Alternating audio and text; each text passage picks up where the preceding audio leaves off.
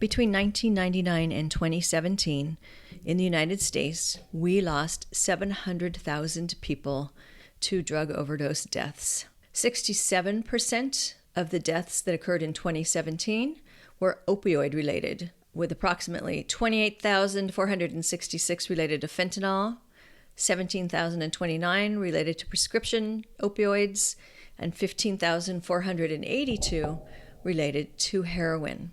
The number of overdose deaths increases at an annual rate of about 4%.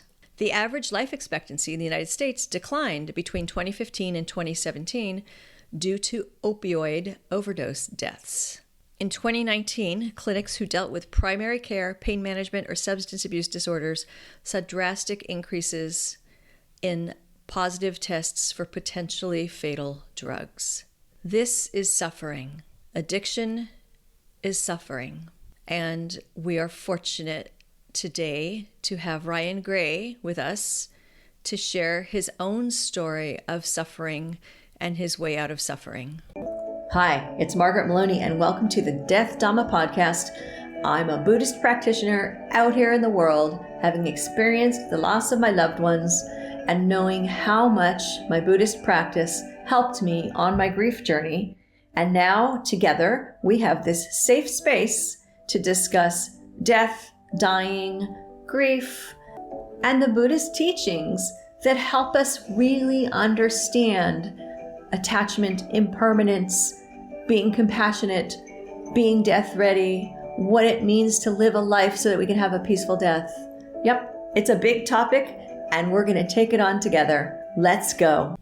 In Twilight in York, today's guest, Ryan Gray, draws from his own experiences to paint the picture of the pain and struggle of addiction. And you can find Twilight in York on Amazon, and you can find him and his book also on Facebook. And so be sure to check out our show notes for links to both of those items. And I want to add, if you've ever been on social media and you've watched a video where it says, wait for it, wait till the end, watch till the end, I'm going to encourage you to stay with us till the end, because towards the end of our time together, Ryan reads a passage from his book, and the writing is just so impactful and poetic. Welcome back to another episode of the Death Dhamma podcast. As you know, in this season, we're talking about suffering and ways out of suffering and people who help us. And that is why we're going to talk today to Ryan Gray, because Ryan has had his own experience with suffering and other people's suffering. And he is going to help us by sharing his story and talking about some of the writing that he does, because I do believe that some of his writing is targeted at helping us as well, whether that's your intention or not, which you will tell us. So Ryan, welcome, and please elaborate on what I've said about you. Hey, thank you for having me. No, that's pretty dead on. I've been I had a book published the end of last year, November, and it's the first volume of a 2-volume work, but it is essentially about the final days before I got clean in 2007. So I was sort of on and off the streets for a while there. Really, I think that my story is very compatible with this podcast about suffering, because, addiction is insufferable. I get that. There's something. Okay, well, first, two things. First, will you please tell us the title of your current volume of the book so people can find it? Yeah, it's called Twilight in York. And then it does the second. I know you're working on, I believe you're working on the second one. Does it have a title yet or not yet? Yeah, it's also Twilight. It's volumes 1 and 2. So Twilight in York Volume 1 and Twilight in York Volume 2. The second volume is, it's done, it's polished, it's ready to go. I just it's going to be a while till I can get it through the publisher and have the publisher proofread it and get it out there. And it probably won't be till next year sometime before that second volume comes out.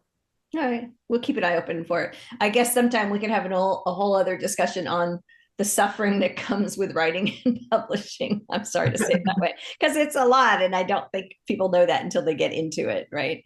Yeah, and actually one of the mistake it's a mistake that I made was when I started back in I think 7 years ago when I started uh trying to publish volume one, and actually it was originally one volume, but it was 600 something pages, so I'd split it into two volumes. But back when I started working on publishing the first volume, yeah, I made the mistake of when I started trying to get that volume one published, I made the mistake of really not writing and focusing on publishing, because you had said, writing and publishing can be very insufferable too, and that's my long version, that the publishing side is definitely stressful. And recently had a friend of mine was where I was kind of complaining, "Oh, I'm not selling enough copies, and I'm not Uh-huh. happy with my publisher, and I'm not happy with this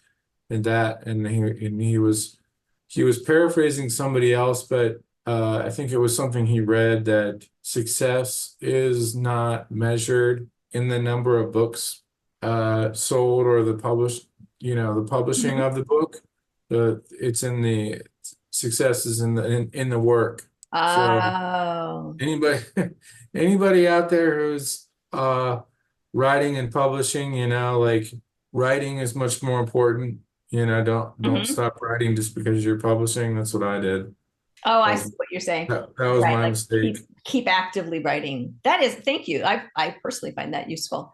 And the other thing, so I know you're gonna tell your story, which does come from your background in addiction and working with it and overcoming it.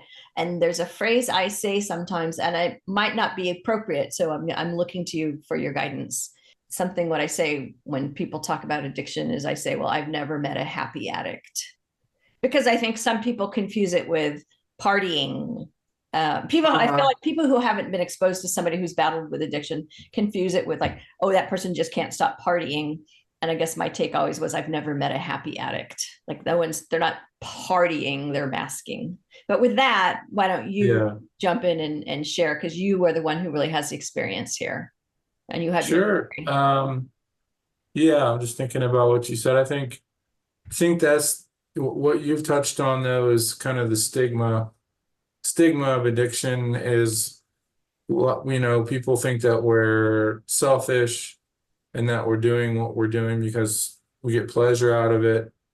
And in that way, it's very selfish because you're affecting other people, you're affecting your family and your spouse. But the reality of it is the inability to stop.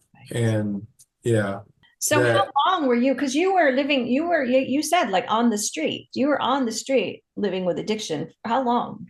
I was on and off the street for maybe, like, I would say about 4 months, 3 or 4 Okay. months. Yeah, homelessness, that's another subject that has stigma. Yes, it You know, does. Especially in the people, United States today, in our big cities, right? yeah, Mm-hmm. people kind of see, like, homeless people, and they're like, they should get off their butt and get a job and work like everybody else. And one thing I found as a homeless person, it's very hard to piece together things that most of us take for granted. Like, there was, for example, a shelter, and this is kind of about the stigma I was mentioning, is, but the shelter, when I to stay at the shelter, you had to attend mandatory chapel services every night at 7. Okay. And, like, I had a lot of trouble piecing together, okay, I need to be here at 7 o'clock, and I need to get on the bus. I need to make sure I have money for the bus to get off at the right stop at the right time.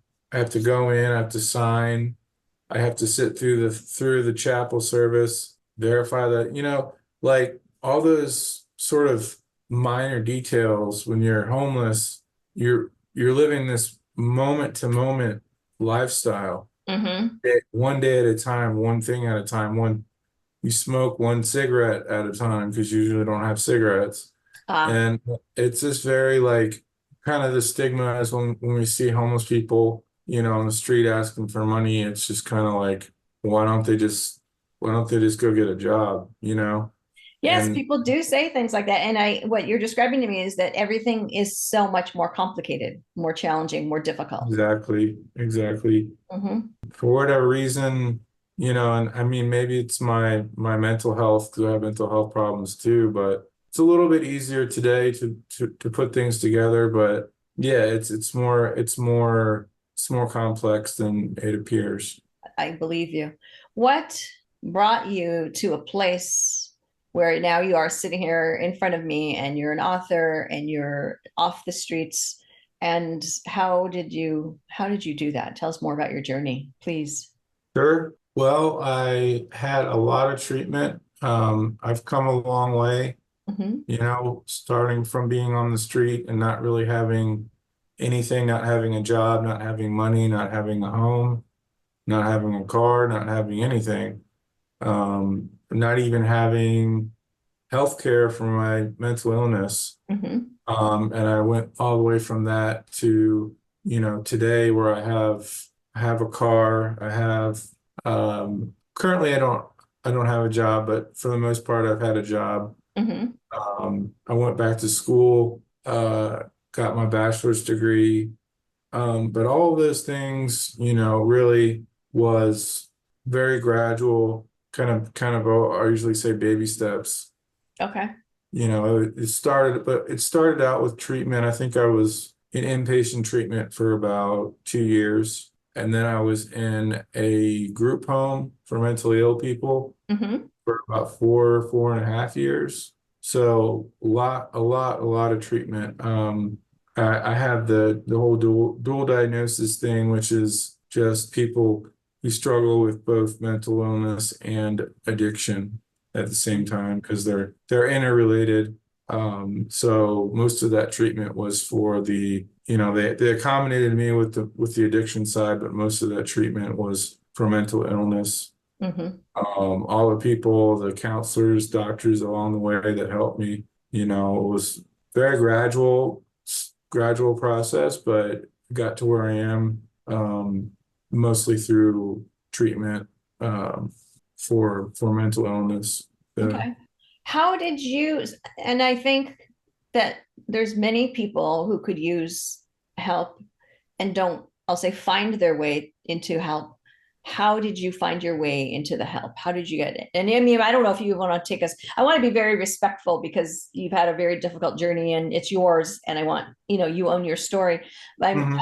I guess I'm curious about the parts that happened before you wound up on the street. And then also, how did you wind up finding help? Because I just worry there's so many people who need help who may never get help. Well, I had people trying to help me. My parents, Mm-hmm. before I got clean, they had found various treatment centers for me, and it took a long time. I had to eventually hit bottom Mm-hmm. to for any changes to happen. Before I was on the street, I was in and out of different treatment centers and just wasn't interested in what the help that was being offered. And it was not until I hit bottom Okay. that, because in my experience, hitting bottom is when, if there's going to be change that's going to happen, Mm-hmm. when we hit bottom, because it makes things simpler, and it eliminates the choice aspect of, do I want to go to rehab, or do I want to keep doing what I'm doing and getting high and doing whatever. But when you hit bottom, it's like you don't really have much of a choice. It's pretty clean cut what's going to happen. And when I hit bottom, all the friends that I had were being evicted. These were the friends that let me sleep on their couch and in their Okay. basement, and they were all going to be evicted. So I was facing homelessness. I was homeless, but I was not completely homeless. Mm-hmm. So I was facing, like, either the choice was full-blown homelessness or go get help. And it was at that point that I went to rehab. My mom and my brother picked me up where I was and took me to rehab. And that was when I got clean. That was the end of 2007. Okay. And that's the time period that my book kind of covers. And so I guess there's part of me that I'm sensing that some people around you never gave up on you. Exactly. Yeah. My Yeah. mom, especially, my whole family, my mom, my dad, and my brother. Hmm. They were, I was in close to 5 halfway houses Wow. because I kept relapsing and getting kicked out. But I Hmm. would have to find a new halfway house, and my mom would, drive up to York, Pennsylvania from Baltimore, and help me move into the next halfway house, and there, kind of there all along, for She never sure. lost. I'm sensing she never lost hope or faith that there could be a different outcome. Correct. Yeah. This might be a good time. I often ask people about their definition of suffering. And since we're at the point where you're talking about, hitting rock bottom, and I know you're familiar with Buddhism. So in Buddhism, there's the Four Noble Truths. And the second, is the truth of suffering, right? That we suffer because of clinging and aversion. We want something a certain way, or we don't want another thing, is a way of describing suffering. But I would like if you would, for us, describe what your definition of suffering is. From the perspective of an addict, when you first start using, let's say like heroin, for example, Mm-hmm. it's very, very pleasing. It's, the amount of dopamine that's triggered into your brain is just absolutely insane. That people don't realize how much dopamine, how pleasurable it is. But as time goes by and you start to deteriorate and you feel the consequences of using, Mm-hmm. uh, you kind of go with, you're on a downward spiral. I had a lot of friends. Most of my friends from that time period actually passed away from overdose. Ouch.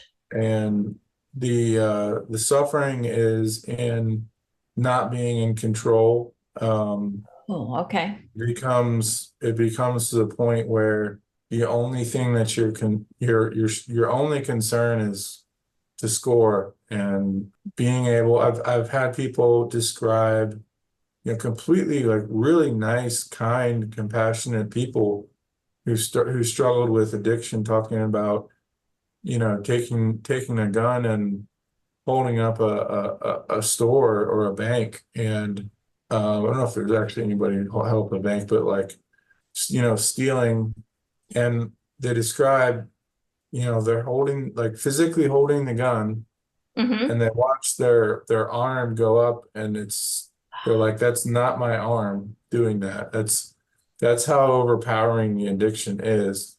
So when you have that downward spiral and you lose control and you're squatting or asking for change on the street, and Mm-hmm. you completely, my moment of clarity was about how addiction is like being a slave. And when you lose that ability to control your addiction, and you start doing things like holding people up and Mm-hmm. stealing money, like that, that's suffering. And I mean, at the same time, because the addiction becomes, my thinking, like not, no, not about getting high, but about addressing the sickness, the dope sickness, the craving. And Mm-hmm. your goal is no longer to get high, it's to quell that excruciatingly painful craving, and it's to, so that you don't feel sick anymore. It's no longer about getting high, it's about not feeling sick. It's Or- avoiding sickness, avoiding pain. yeah, So exactly. it starts with, wow, this feels great. I mean, I'm obviously not saying it correctly, but like it starts like my first few highs are like just this amazing feeling, and I don't have any emotional or mental, pain anymore. And then I keep using, and Hmm. then all of a sudden it owns me. Hmm. And now my getting high is no longer that feeling of pleasure. It's just that feeding that need, feeding that hunger. Is Yeah, that fair? yeah, exactly. Not, you got that exactly right. It's about not feeling sick. It's dope sickness. Mm-hmm. Yeah, it's so that you no longer feel sick. So most of the time you feel sick, Mm-hmm. and you're using to not feel sick anymore, and that's all it really becomes. And then you have these, I'm guessing you have these shorter and shorter periods of time in between of not feeling sick because you need more and more to fight the dope sickness. Is that Yeah, true? you do need more and more. Yeah. Yeah. Okay. So there you were. So you found your bottom, you hit the bottom, and you saw that the only way out was to now go, I'm going to say all in into a program. And then what? So, and I think I would just a comment on when I was talking about dope, I said dope sickness. Mm-hmm. I was basically describing heroin, but similar patterns emerge with fentanyl and crack cocaine and some other drugs can Okay. cause bad. But you said yeah, treatment. So I went from York, Pennsylvania, basically being on the street to Mm-hmm. 28 days of rehab, and then I was moved from there to 2.5 months of dual diagnosis, Okay. inpatient. And then from there, I went to 2 years of treatment for mental illness. And Okay. that was not so much for I mean, they accommodated me. They made sure I got to meetings. They gave me transportation to, get Mm-hmm. help. But I was there for like 2 years. And these are, 12 step groups were really how I got clean and stayed clean. Mm-hmm. I've been clean since 2007 when I left York. Congratulations.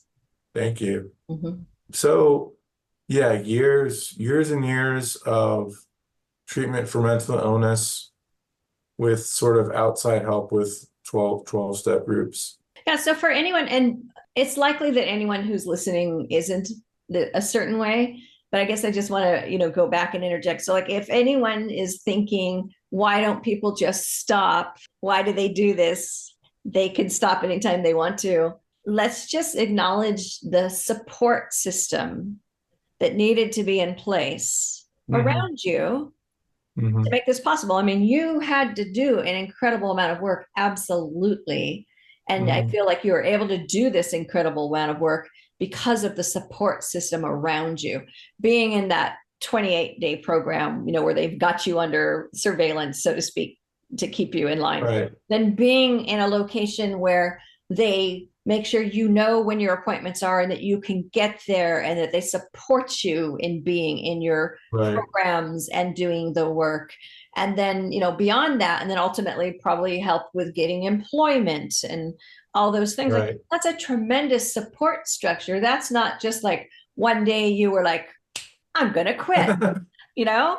Yeah, yeah, it's like also stigma there again with I was talking about homelessness being more complicated and yeah, addiction no longer really being selfish, it's like we can't with a snap of a finger, okay, I don't want to do this anymore.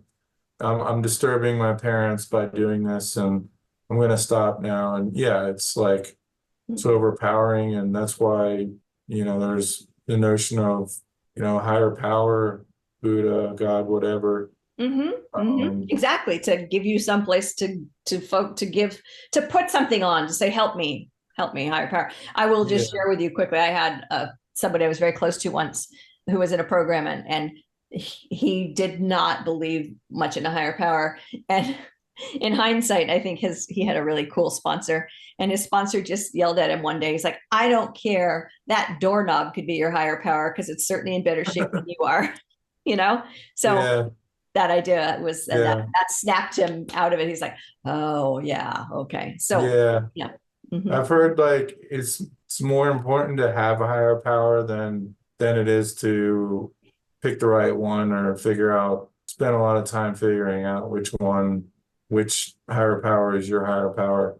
You know, Um, I think that now as you say that, as we're talking about that, in Buddhism, there's a lot about recognizing our ego and the challenges with our ego. And I don't know this for fact, so you're going to help me. I'm now seeing that recognizing a higher power as recognizing our own ego and letting go of our ego. In other words, like, you're not the one, you're not in control here. There's a higher Mhm. power. And I respect that if I sat down with a very Christian based group, that definitely in that group, the higher power is specifically, God or Jesus. And I respect that. But the concept of higher power, I'm thinking, is more like about letting go of our ego, maybe. Mhm. Does that make Yeah, sense? I think everybody has the only rule for 12-step groups is that your higher power can't be yourself. There you go. Because As I'm long as it's not. not, as long as it's not you. Yeah. Because I'm not, Yeah. and to some, I'll say to doubters, and this is really simplistic, so I apologize.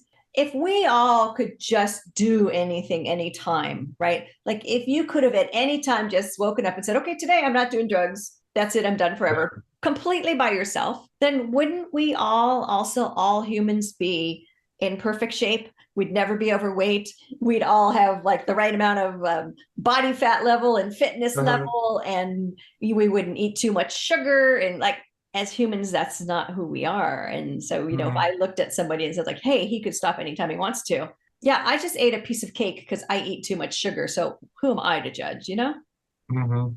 Yeah. Yeah, no, that's why I think having a higher power is so important is because we sort of prove to ourselves that we can't on our own with willpower alone, conquer that addiction.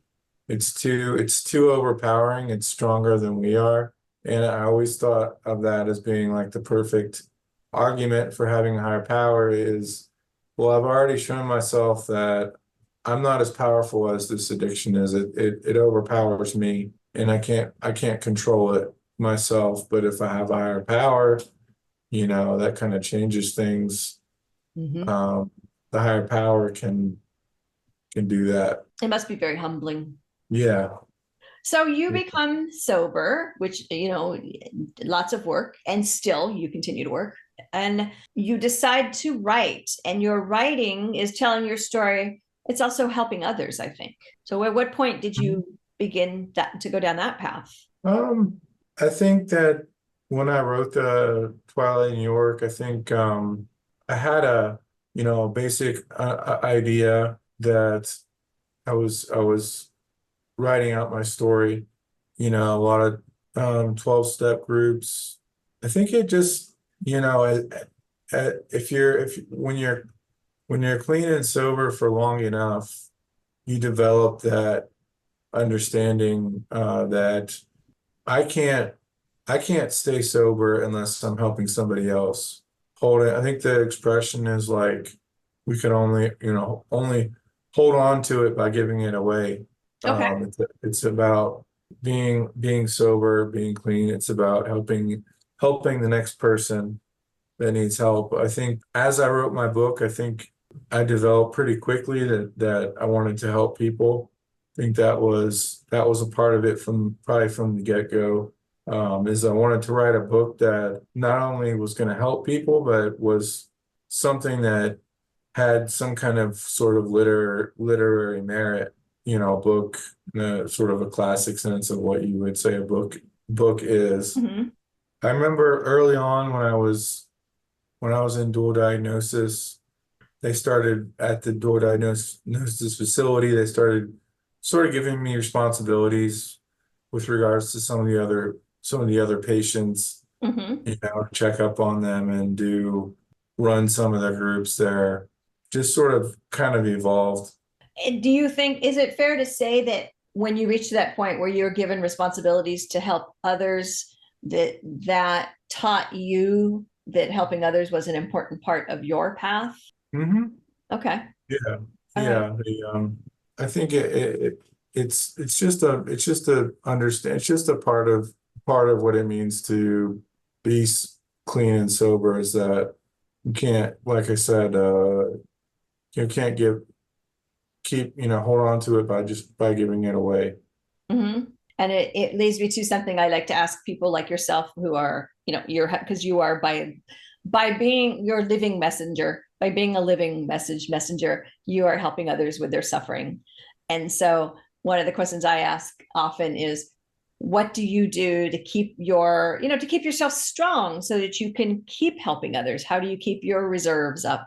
Yeah, it's like self-care. Huh?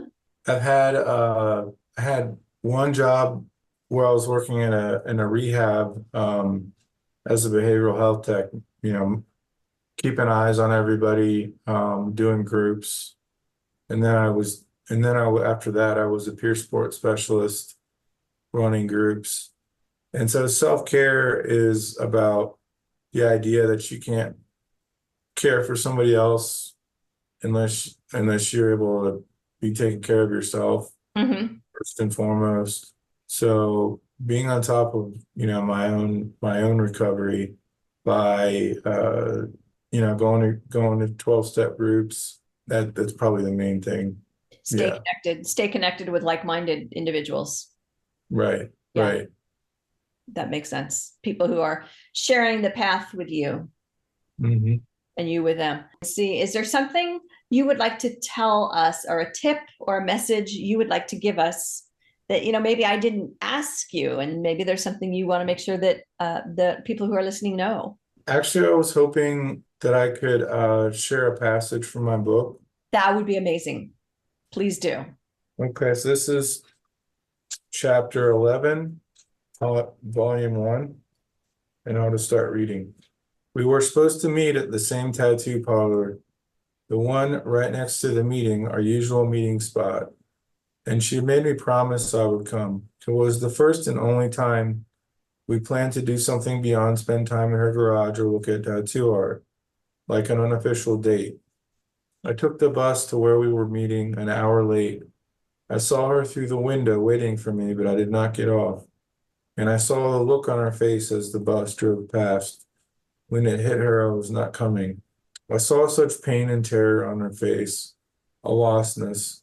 She knew when she saw the doors close, when I did not get off, that I was not coming, and she knew what it meant. Of course she did. I really hope to God she did know, because I had stood her up.